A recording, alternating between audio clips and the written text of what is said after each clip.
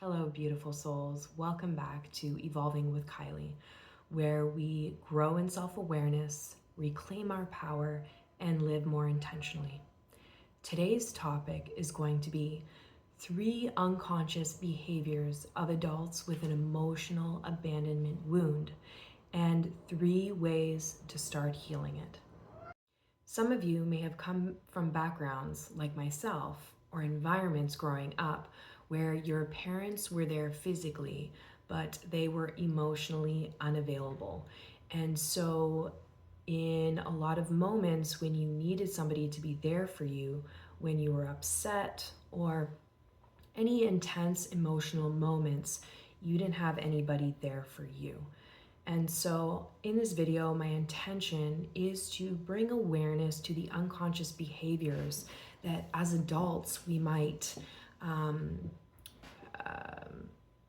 we might show or project into situations and perceive a threat or perceive that somebody doesn't care about us when really they do. And they are just these wounds being resurfaced. Our inner child is what is calling out to us, wanting us to pay attention to it and to give it love. And this is how we ultimately transmute this wound and start living more intentionally and more authentically. Okay, so I'm going to get into the first unconscious behavior, which is sensitivity to being overlooked or unacknowledged. Now, I can speak from this myself, and you're not aware of this until you're actually aware. And so when I look back at my own behaviors, and even still to this day, I might know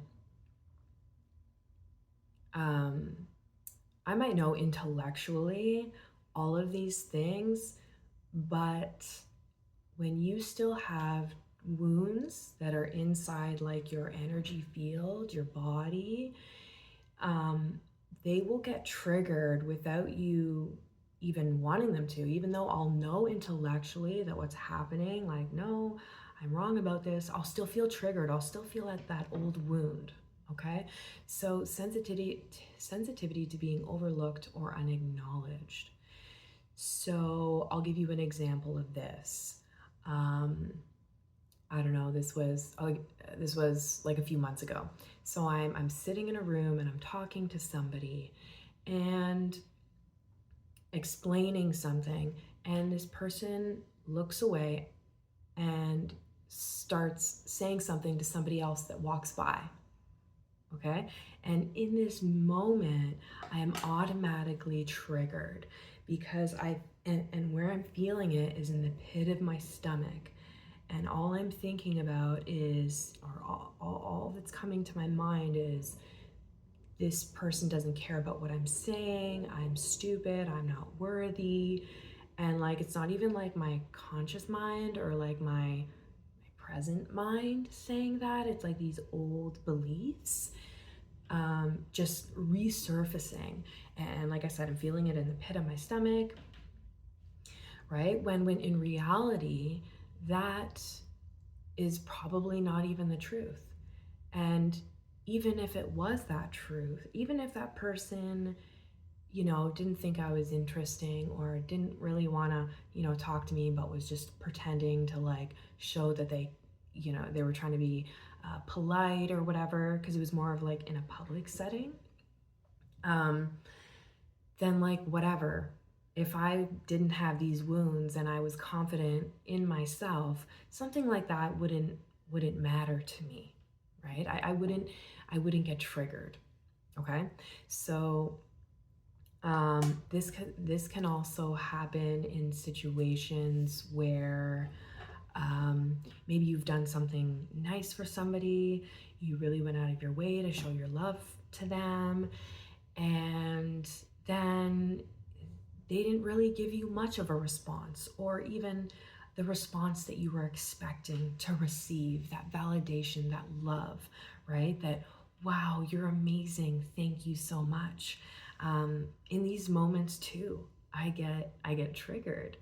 Whereas if I didn't have this wound, I wouldn't be expecting anything from this person because I am full myself, and by me doing that grand thing for this person to show my love, um, that that is good enough, and I did that from my heart, and I wouldn't have expected anything back.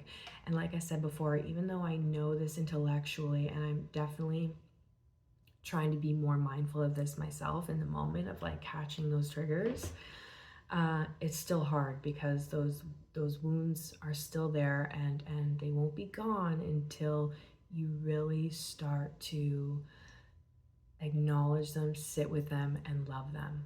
Okay, so that is the first unconscious behavior, is being sensitive to being unacknowledged by people. Okay, um, unconscious behavior number two, emotional enmeshment. So what this can look like is you may feel responsible for how other people are feeling. Um, when someone close to you needs space, your nervous system interprets it as abandonment. So, for example, this happens with my partner. Even though I've gotten better at this and more aware of my trigger, it still happens, and it's really hard to work through it in the moment when it's happening. So after my partner and I have an argument or a disagreement where we're not good, and say now we're both having space away from each other, okay? So obviously, we're both having space and we're not acting our normal way of like showing each other attention. And so when I see that my partner isn't showing me attention or giving me attention, giving me love, um, I end up getting triggered, even though I should know intellectually that he's just having his space right now. The inner child wound gets ripped open again, and I feel that pit in the bottom of my stomach feeling again. Um, certain memories might even come back from like when I was younger. I spent most of my life in my room alone, kind of doing my own thing, not always crying, but I cried a lot because of the stuff that was going on in my house. And so I spent a lot of time alone and upset. So because I was alone, and because in these moments now with my partner, I'm alone, and I almost take it as he's ignoring me or he's punishing me. I feel that abandonment wound. And so sometimes I would even lash out on him, trying to ask him, why are you being like this? Why are you treating me like that? Like I'm projecting my wounds onto him, when really I'm just perceiving his actions as him doing something towards me. But really what's happening, the truth, is that he's actually this is how he processes everything. He needs time and space away, and he's not doing it to punish me or to keep his attention away from me. Okay, so you become enmeshed in the other person's emotions, and by them taking space, you take it as rejection, and that wound is ripped open again. And yeah, so you try to fix things or get back to the connection right away, not because you're controlling, but because the disconnection feels very unsafe. And it is a very real feeling of unsafety inside of your body. It's almost like you've gone to another reality. Like I said, you know it intellectually what you're doing is wrong, but you're living it. You're living the trauma or the old feelings from back in the day as if they're real and they're happening, and it's a thing. And I will get into more of the ways of healing towards the end, okay? So that is number 2. Number 3, validation seeking through others' interests. So this happens when you are in conversations with people and you're talking about yourself in regards to something that you like doing or that you're doing. You're just talking in general. And you may perceive that because somebody's not asking you more questions about it or showing interest, or if they look away and they're talking to somebody else, you may think that this person doesn't like you. Or you may think that they don't think that you're interesting. So when you, in these moments, I would get triggered and automatically think that I'm not interesting, I'm not good enough. And so you may also struggle when others don't match your level of excitement, empathy, or engagement. Coming from a background of always trying to make others feel good before myself, I'm always expecting someone to match my energy as I would match other people's energy. And so if they don't, then I take this as rejection, and then the wound is ripped open and I'm not good enough. All right, that's kind of similar to number 1, sensitivity to being overlooked and unacknowledged. I mean, a lot of these wounds are very similar or interconnected, okay? And number 4, performing for connection. I constantly feel like I need to be on. I'm definitely working on this still. I need to feel on to be loved, and sometimes I unconsciously expect others to perform for me as well.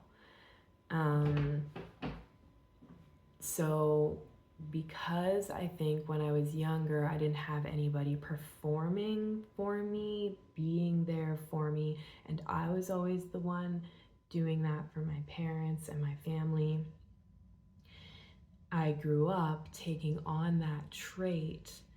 And so now I'm unconsciously expecting others to perform and always do for me, or check on me, and when I say that I'm constantly, like, I'm doing this now, I'm not completely doing this. I've become more aware of these things, but I'm also still working on them, becoming more self-aware of these unconscious behaviors.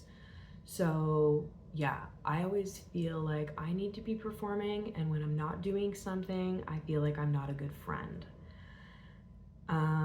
And so the truth of that, from somebody that doesn't have this wound, knows that they don't always have to be performing, and so long as they're a supportive friend and just being themselves, then that is all you need to be in a friendship or in a connection with somebody, is just being yourself, being respectful, not crossing boundaries, and that's it. But somebody that has this emotional abandonment wound always feels like they have to perform, and is hard for you to be authentic and yourself, because if you are yourself, you're afraid that people will reject you and leave you. And yeah, so that is performing for connection. These are all survival strategies. And so when you're in that survival mode, you're constantly thinking about how you can get that connection, especially when you have that emotional abandonment wound. You're thinking about, how can I keep this connection? Even if I'm not being authentic, what's more important is that I have this connection, even if it's not good for me or good for them. Okay? So now I'm going to get into 3 ways to start healing this wound. Based on my own experience and my own journey of these wounds. Okay, so number 1 I want to say is, when you start to become aware of these triggers within yourself, you're already halfway there. And to not feel like, oh my God, I have so many triggers, what's wrong with me? Pretty much everyone has issues. We all have mental, emotional barriers and blocks. And so to just celebrate the fact that you're starting to become aware of these things, because that is literally, like I said, you're halfway there to transmuting these and changing yourself. Okay? So acknowledge it, become aware of it, and sit with the feeling.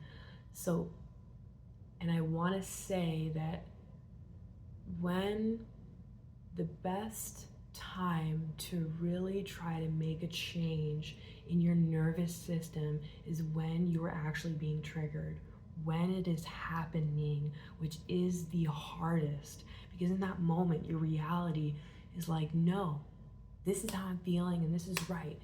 You know, they're wrong, I'm right. You're ignoring me. You're not acknowledging me. Okay? But once you start to become more aware of this, even when you're like in that, you know, in that state, there's also this like awareness over here that's like, nope, we're wrong. Remember, we've been through this. So take hold of that awareness, and in that moment, sit with it. Ask yourself and step away from whoever it is that you're feeling triggered by, and go to be with yourself. This is what you needed as a child, to show love and to be there for yourself. You have to give yourself exactly what you didn't get growing up, because then you start to change the pattern of your nervous system by being that source of acknowledgement in that moment.